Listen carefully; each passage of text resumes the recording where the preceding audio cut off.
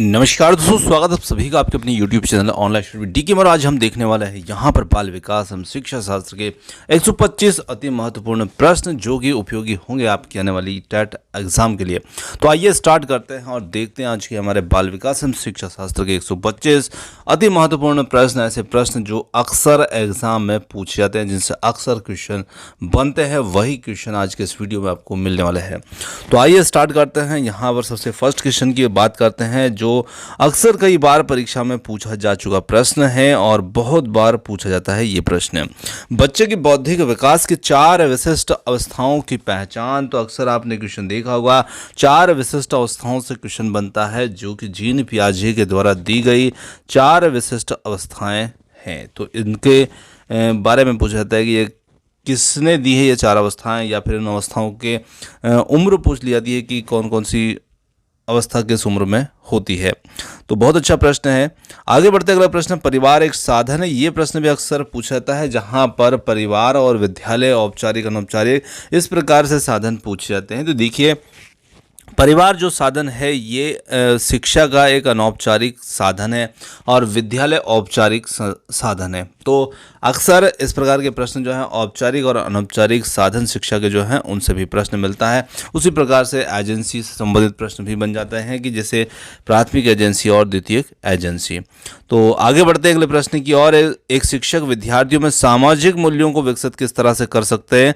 तो यहाँ पर शिक्षक खुद ही आदर्श रूप में जब बर्ताव करेंगे तो निश्चित रूप से विद्यार्थियों में सामाजिक मूल्यों को बहुत अच्छे से विकसित कर सकते हैं शिक्षक। यानी कि शिक्षक का खुद का रवैया जो है, उनका जो व्यवहार है, उनका जो बर्ताव है, वो एक आदर्श रूप में होना चाहिए। तो बच्चे उनका अनुकरण करके सामाजिक मूल्य विकसित कर लेंगे। देखिए, इसी प्रकार का अगला प्रश्न भी आता है, शिक्षक का बर्ताव किस तरह का होना चाहिए। तो शिक्षक का बर्ताव जो है आदर्शवादी होना चाहिए। आगे बढ़ते हैं, किस अवस्था में बच्चे अपने समकक्षी वर्ग के सक्रिय सदस्य बनते हैं। तो यहाँ पर किशोर अवस्था में बच्चे जो है अपने समकक्षी वर्ग के सक्रिय सदस्य बनते हैं और कहीं कहीं ये इसका उत्तर जो है वो बाल्यावस्था भी देखने को मिल जाता है। चलिए आगे बढ़ते हैं अगले प्रश्न की ओर। अगला प्रश्न आता है, बुनियादी स्तर पर मातृभाषा में शिक्षा देना बेहतर क्यों होता है। क्योंकि देखिए, बुनियादी स्तर का मतलब है इसकी प्राथमिक स्तर, और प्राथमिक स्तर पर बच्चों को मातृभाषा में शिक्षा देना क्यों बेहतर है। क्योंकि बच्चों को एक प्राकृतिक वातावरण महसूस हो, इसलिए बच्चों को बुनियादी स्तर पर मातृभाषा में शिक्षा देना जरूरी होता है, ताकि उनको अपने घर परिवेश जैसा ही माहौल विद्यालय में लगे, उनको कोई अलग सा ना लगे। मतलब उनके लिए मातृभाषा में शिक्षा उनके लिए एक प्राकृतिक वातावरण निर्मित करता है, तो इसलिए यहाँ पर देना जरूरी होता है। आगे बढ़ते अगले प्रश्न की ओर। अगला प्रश्न आता है, खिलौनों की आयु किस अवस्था को कहा जाता है। तो निश्चित रूप से हम सभी जानते हैं कि बच्चे जो हैं कौन सी आयु में खिलौनों से खेला करते हैं। तो निश्चित रूप से जो बाल्यावस्था, पूर्व बाल्यावस्था होती है, वही अवस्थाएं जो होती है खिलौनों की अवस्था कहलाती है। आगे देखें, जिन इच्छाओं की पूर्ति नहीं होती उनका भंडार गृह कौन सा होता है। तो जैसे हमारे जो मन मस्तिष्क हैं उसके 3 वो बताए हैं, जिन्हें इद इदम अहम कहते हैं। तो यहाँ पर ये प्रश्न जो है ये उसी से संबंधित यहाँ पर है, जो कि सिगमंड फ्रायड ने बताए हैं, इद इदम और अहम। तो जिन इच्छाओं की पूर्ति नहीं होती उनका भंडार गृह कहाँ पर होता है। तो वो होता है इदम में। आगे बात करते हैं छात्र के केंद्रित शिक्षण का से किससे। तो छात्र केंद्रित शिक्षण का से प्रत्येक छात्र की आवश्यकता को ध्यान में रखने से संबंधित होता है। यानी कि इसका मतलब होता है कि प्रत्येक छात्र की आवश्यकताओं को ध्यान में रखा जाए। आगे देखते अगला प्रश्न आता है, शिक्षा की खेल विधि का अर्थ क्या है। तो खेल विधि का अर्थ होता है खेल क्रियाओं के माध्यम से शिक्षा देना ही खेल विधि का मतलब होता है। प्रयोजनवाद को किसने जन्म दिया। तो प्रयोजनवाद ने किसे जन्म दिया। तो यहाँ पर प्रोजेक्ट विधि को जन्म दिया प्रयोजनवाद ने। शिक्षा में प्रयोजनवाद की विचारधारा का प्रवर्तक कौन था। तो यहाँ पर विलियम जेम्स जो थे, ये शिक्षा में प्रयोजनवाद की विचारधारा के प्रवर्तक के रूप में रहे हैं। आगे बढ़ते हैं अगले प्रश्न की ओर। अगला प्रश्न आता है, शिक्षा के लिए सबसे उत्तम शिक्षक वह है जो स्वयं बालक जैसा हो। यह कथन किसका है। तो ये कथन किसका है। तो शिक्षा के लिए सबसे उत्तम शिक्षक वह है जो स्वयं बालक जैसा हो। यह कथन जो है मेनकेन ने कहा है।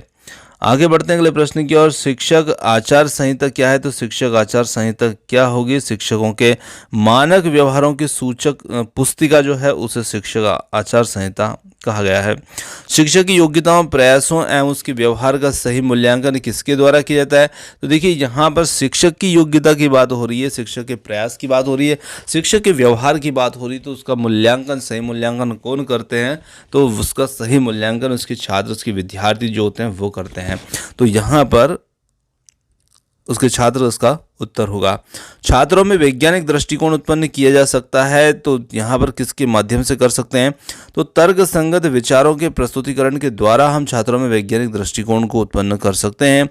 आगे आता है सामाजिक समायोजन का कठिन काल किसे कहा जाता है? तो पूर्व किशोरावस्था जो होती है उसे सामाजिक समायोजन का कठिन काल कहते हैं, जो लड़कियों और लड़कों दोनों के संदर्भ में ही सही होता है। आगे बढ़ते हैं, छात्रों का विश्वास प्राप्त करना है तो शिक्षक को उनके साथ कैसा व्यवहार करना चाहिए? तो निश्चित रूप से छात्रों का विश्वास प्राप्त करना है तो शिक्षक को व्यवहार जो है मित्रवत व्यवहार करना चाहिए।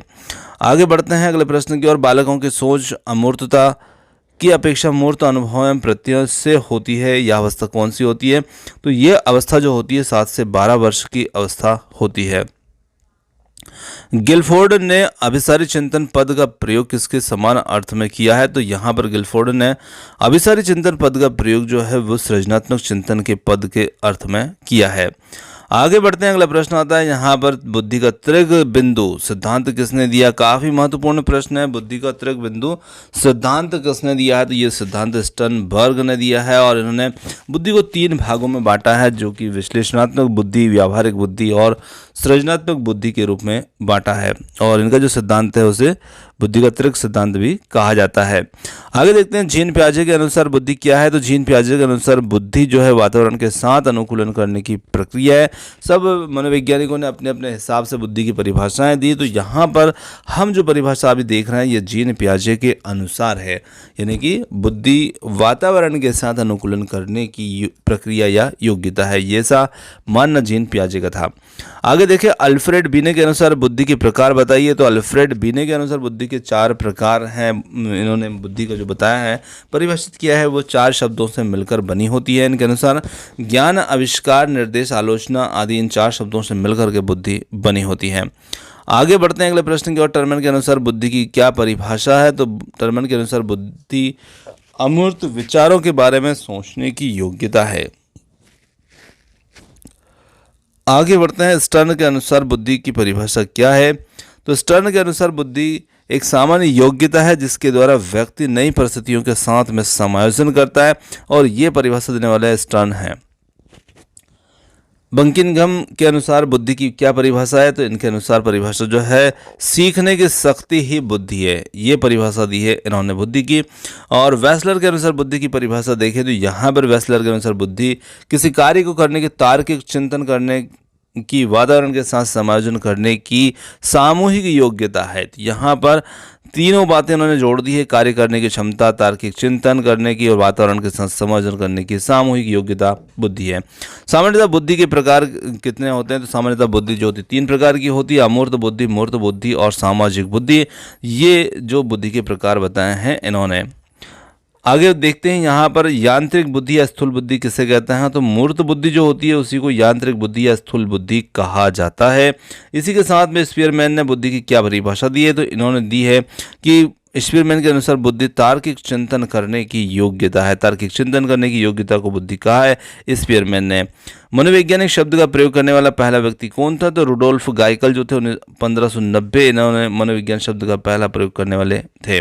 सामाजिक अंतर्क्रिया किसे कहते हैं? तो सामाजिक अंतर्क्रिया हम कहते हैं 2 या 2 से अधिक व्यक्तियों के मध्य होने वाले परस्पर संबंध और क्रियाएं सामाजिक अंतर्क्रियाएं कहलाती, जैसे सहयोग, सहानुभूति, त्याग, बलिदान आदि। प्राचीन काल में मनोविज्ञान किसने कहा? तो प्राचीन काल में मनोविज्ञान कहने वाले जो थे वो अरस्तु थे, और अरस्तु ने प्राचीन काल में मनोविज्ञान कहा। आगे देखिए, मनोविज्ञान को आत्मा का विज्ञान किसने कहा? तो मनोविज्ञान को आत्मा का विज्ञान कहने वाले भी जो थे वो थे अरस्तु। इसके साथ में बात करते हैं 18वीं शताब्दी में मनोविज्ञान को क्या कहा जाता था और यह किसने कहा? तो देखिए 18वीं शताब्दी में मनोविज्ञान को अलग अलग नाम मिले हैं और वो अलग अलग नाम अलग अलग मनोवैज्ञानिकों ने दिए हैं। जैसे कि यहाँ पर व्यवहार का विज्ञान कहने वाले जो थे 18वीं शताब्दी में वो थे वाटसन, और इन्होंने 18वीं शताब्दी में मनोविज्ञान को यहाँ पर व्यवहार का विज्ञान कहा। किसी ने आत्मा का विज्ञान कहा। तो इस प्रकार से अलग अलग यहाँ पर कहे गए। शिक्षा मनोविज्ञान की पहली पुस्तक किसने लिखी और कब लिखी? तो 1903 में लिखने वाले जो थे वो थे थार्नडाइक, और थार्नडाइक ने शिक्षा मनोविज्ञान की पहली पुस्तक यहाँ पर लिखी। शिक्षा का अधिकार अधिनियम कब लागू हुआ? ये प्रश्न काफ़ी महत्वपूर्ण प्रश्न है और अक्सर यहाँ पर कुछ ना कुछ गलती हो जाती है, क्योंकि देखिए ये शिक्षा अधिकार जो है 2009 के नाम से जाना जाता है, पर ये लागू जो हुआ था ना, ये 1 अप्रैल 2010 को लागू हुआ था प्रभावी रूप से, पर यह अधिनियम 2009 है। आगे बात करते हैं शिक्षा का निःशुल्क अनिवार्य शिक्षा के अधिनियम के तहत कितने वर्ष के बच्चों को निःशुल्क शिक्षा दी जाती है? तो 6 से 14 वर्ष के बच्चों को निःशुल्क शिक्षा दी जाती है। काफी महत्वपूर्ण प्रश्न है। अगला प्रश्न आता है शिक्षा के मौलिक अधिकार संविधान के किस अनुच्छेद से लिए गए थे? तो अनुच्छेद 21A से 2002 में 86वें संविधान संशोधन के माध्यम से इनको जोड़ा गया था, शिक्षा के मौलिक अधिकार। आगे बात करते हैं अगले प्रश्न की। तो यहाँ पर CBSE कब बना? काफ़ी महत्वपूर्ण प्रश्न है। तो यहाँ पर CBSE की यदि हम बात करें तो इसका सबसे पहले जो गठन हुआ था, स्टार्टिंग में गठन हुआ था, वो हुआ था 2 जुलाई 1929 को। तो यहाँ पर आप तारीख को भी ध्यान रख सकते हैं, 2 जुलाई 1929 में सबसे पूर्व में इसका गठन किया। बाद में सन 1952 में बोर्ड का जो संविधान था उसमें संशोधन हुआ और बाद में थोड़ा सा उसमें बदलाव भी किया गया। तो आपको जो वर्ष 1952 भी यदि मिल आता है कभी कभी तो ध्यान रखिएगा, वहाँ पर 1929 नहीं रहेगा, और यदि रहता है तो फिर ये एक संशोधन के बाद में इसमें थोड़ा बदलाव किया गया था 1952 में, पर इसका सबसे पूर्व गठन जो था वो 1929 में किया गया है। ये आप जरूर ध्यान रखिएगा। शिक्षकों के लिए रिफ्रेशर कोर्स का आयोजन कौन करता है? तो CBSE बोर्ड ही जो है ये शिक्षकों के लिए रिफ्रेशर कोर्स का आयोजन भी करता है। चलिए आगे बढ़ते अगले प्रश्न की ओर। अज्ञात से ज्ञात की ओर किस विधि में पढ़ते हैं? तो विश्लेषण विधि जो होती है जिसमें हम अज्ञात से ज्ञात की ओर पढ़ते हैं। ज्ञात से अज्ञात की ओर ये संश्लेषण विधि हो जाएगी, और दोनों विधियां अक्सर पूछी जाती है। सामान्य से विशिष्ट की ओर कौन सी विधि होती है? तो सामान्य से विशिष्ट की ओर जो है विधि हमारी आगमन विधि है। फिर इसका उल्टा हो जाता है सामान्य विशिष्ट से सामान्य की ओर, तो निगमन विधि। और इसी प्रकार से वो कौन सी विधि जिसमें पहले उदाहरण मतलब आगे उदाहरण, तो आगे उदाहरण आगे आगमन विधि। इसी प्रकार से है निगमन विधि जिसमें पहले नियम बताया जाएगा और बाद में उदाहरण। तो नियम जिसमें पहले वो निगमन, आगे उदाहरण जिसमें वो आगमन। देखो सुनो और समझो किस विधि पर आधारित है? तो ये आधारित है प्रदर्शन विधि पर। देखो सुनो और बोलो ये किस विधि पर आधारित है? तो ये प्रयोगात्मक विधि पर आधारित है। इसी के साथ में किस विधि में शिक्षण सूत्र का प्रयोग होता है? तो आगमन विधि जो होती है इस विधि में शिक्षण सूत्र का प्रयोग होता है। आगे देखें करके सीखने पर कौन सी विधि काम करती? करके सीखने पर विधि काम करती वो विधि होती है प्रयोगशाला विधि, जहां पर हम खुद करके सीखते हैं। किंडरगार्टन विधि LKG के UKG के जनक जो है कौन है? तो फ्रॉबेल जो हैं, और ये खेल विधि पर करके सीखने पर आधारित विधि होती है किंडरगार्टन विधि। बहुत ही महत्वपूर्ण प्रश्न है। और मरिया मॉन्टेसरी शिक्षा प्रणाली के जनक, तो मरिया मॉन्टेसरी जो इटली के, ये विधि इनकी जो है ये ज्ञानेंद्रियों के प्रशिक्षण पर बल देने वाली विधि है, और ये भी काफ़ी महत्वपूर्ण प्रश्न है। खेल पद्धति के जनक कौन है? तो हेनरिक क्रोल्डवेल कुक जो हैं ये खेल पद्धति के जनक हैं। आगे बात करते हैं अगले प्रश्न की और। डाल्टन पद्धति के जनक कौन है? तो डाल्टन पद्धति के जनक भी हेनरिक क्रोल्डवेल कुक हैं। तो आगे है कहाँ पर बालक का समाजीकरण के नियम स्वयं सीखता है? तो खेल के मैदान में आपस में सहयोग करना, अपने क्रोध पर संयम करना, त्याग करना आदि समाजीकरण के नियम जो बच्चा कहाँ सीखेगा? खेल के मैदान में सीखेगा। बालक में नकारात्मक सोच कौन सी अवस्था में उत्पन्न होती है? तो हम देखते हैं कि जो छोटे बच्चे होते हैं बाल्यावस्था में होते हैं उनमें किसी प्रकार की कोई भी नकारात्मक सोच नहीं होती है, परंतु बच्चा जैसे ही किशोरावस्था में आने लगता है बच्चे में नकारात्मक सोच उत्पन्न होने लग जाती है। तो यहाँ पर नकारात्मक सोच किशोर अवस्था में देखने को मिलती है। आगे देखते हैं कर्ट लेविन कहाँ के वैज्ञानिक थे, तो कर्ट लेविन जर्मनी के वैज्ञानिक थे। और इसी के साथ में बात करें आगे गेस्टाल्टवादी क्या है, तो जर्मनी के विद्वानों का एक समूह है जिसमें कोहलर, कोफ्ता, वर्दीमर आदि जो है वो शामिल थे। ये गेस्टाल्टवादी समूह थे।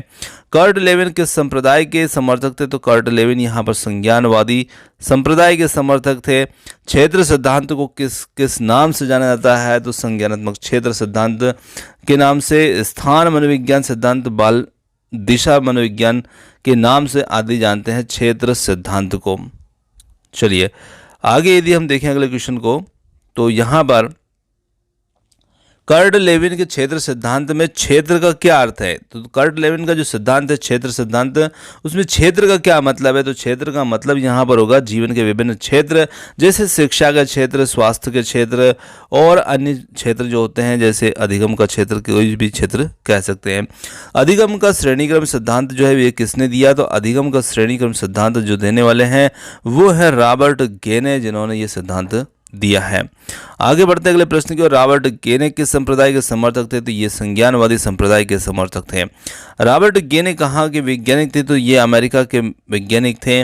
और आगे बढ़े अगले प्रश्न की ओर। तो रॉबर्ट गेने ने बालकों के विकास को ध्यान में रखते हुए अधिगम की प्रक्रिया को कितने भागों में बांटा है, तो रॉबर्ट गेने ने यहाँ पर अधिगम की जो प्रक्रिया है उसको 8 भागों में बांटा है। काफ़ी महत्वपूर्ण प्रश्न है ये। और इनके जो क्रमिक रूप हैं, जैसे पहला रूप यहाँ पर है संकेत अधिगम, दूसरा उद्दीपक अधिगम जिसे एसआर थ्योरी भी कहते हैं, अधिगम भी कहते हैं, तीसरा है यहाँ पर श्रृंखला अधिगम, चौथा शाब्दिक अधिगम, पांचवा बहुविवेदन अधिगम और प्रत्यय अधिगम, सिद्धांत अधिगम, समस्या समाधान अधिगम। तो देखिए रॉबर्ट गेने ने यहाँ पर विकास की प्रक्रिया को ध्यान रखते हुए अधिगम की जो प्रक्रिया है उसको 8 भागों में जो बांटा है, इसमें सबसे निम्न स्तर जो है वो कौन सा है, संकेत अधिगम। उच्च स्तर कौन सा है, समस्या समाधान अधिगम। ये इन दोनों से भी अक्सर प्रश्न बनेंगे, निम्न स्तर और उच्च स्तर से, इन दोनों को भी ध्यान रखिएगा। अगला प्रश्न वही है हमारा, रॉबर्ट गेने के अनुसार अधिगम का सबसे निम्न स्तर कौन सा है, संकेत अधिगम। और वही प्रश्न है उच्चतम स्तर कौन सा है, तो उच्चतम स्तर मतलब कि जो 8वां स्तर होगा, जो समस्या समाधान अधिगम है वो। आगे देखिए रॉबर्ट गेने के अनुसार बालक का अधिगम कब पूरा हो जाता है, तो रॉबर्ट गेने के अनुसार बालक का अधिगम जब पूरा हो जाता है 12 वर्ष के उपरांत, जब वो खुद अपनी समस्याओं का समाधान करने लगता है, उस स्थिति में बालक का अधिगम पूर्ण हो जाता है। शास्त्रीय अनुबंध का सिद्धांत किसने दिया, तो शास्त्रीय अनुबंध का सिद्धांत जो दिया था ये दिया था पावलोव ने। आगे बढ़ते हैं अगले प्रश्न और। पावलोव किस संप्रदाय के समर्थक थे, तो ये व्यवहारवादी संप्रदाय के समर्थक थे। डमरू पर बंदर का नाचना के सिद्धांत पर कार्य करता है, तो डमरू पर बंदर का नाचना शास्त्रीय अनुबंध सिद्धांत पर कार्य करता है। इसी के साथ में अगला प्रश्न जो है हमारा, वैसा का वैसा ही खेत में बिजुका को खड़ा करना और उसे देखकर पक्षियों का भागना के सिद्धांत पर कार्य करता है, तो ये भी शास्त्रीय अनुबंध सिद्धांत पर कार्य करता है। और ये काफ़ी महत्वपूर्ण प्रश्न है जो अक्सर पूछे जाते हैं।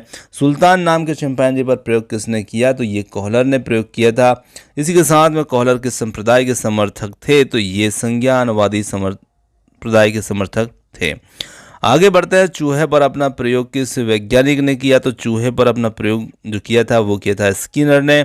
और स्किनर जो थे वो किस संप्रदाय के समर्थक थे, तो ये व्यवहारवादी संप्रदाय के समर्थक थे। नए रचनात्मक कार्यों को सीखने पर कौन सा सिद्धांत बल देता है, तो अंतर्दृष्टि का जो सिद्धांत है ये नए रचनात्मक कार्यों को सीखने पर बल देता है। आगे बढ़े अगले प्रश्न की ओर। अंतर्दृष्टि का सिद्धांत किस वैज्ञानिक ने दिया है, तो ये कोहलर ने दिया है।